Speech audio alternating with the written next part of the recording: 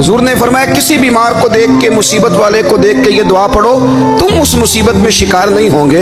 बरेली शरीफ के दाएं बाएं ताउन का मर्ज फैल गया तो आला हज़रत फरमाते हैं मेरे मुंह में भी कुछ गिल्टियां निकल आईं। तो बाज़ लोगों ने कहा शायद आपको भी ताउन हो गया है। आला हज़रत रहमतुल्लाह अलैह फरमाते हैं जो सबसे बेहतरीन तबीब था वो लाया गया, उसने मेरा मुंह देख के, गिल्टियां देख के कहा खो आपको तो ताउन का मर्ज हो गया है। तो आला हज़रत फरमाने लगे मुझे सारी बीमारियां लग सकती हैं, ये नहीं लग सकती।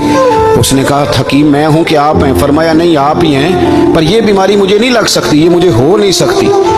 उसने इसरार किया तो आला हज़रत रहमतुल्लाह ताला अलैह उसको कहने लगे मियाँ तू जो मर्जी कर लेकिन मुझे ताउन का मर्ज नहीं हो सकता, ये बात तय है।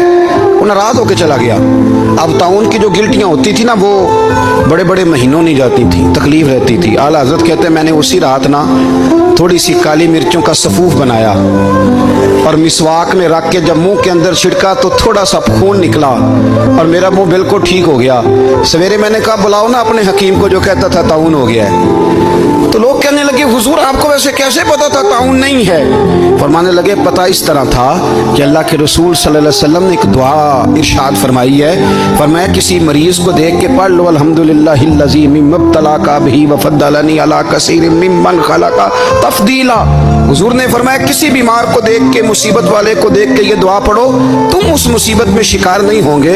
फरमाने लगे मैंने ताउन के मरीज को देख के दुआ पढ़ ली थी, तारे टूट सकते हैं, चांद गिर सकता है, सूरज अपनी जगह छोड़ सकता है, पर मदीने वाले महबूब की बात गलत नहीं हो सकती।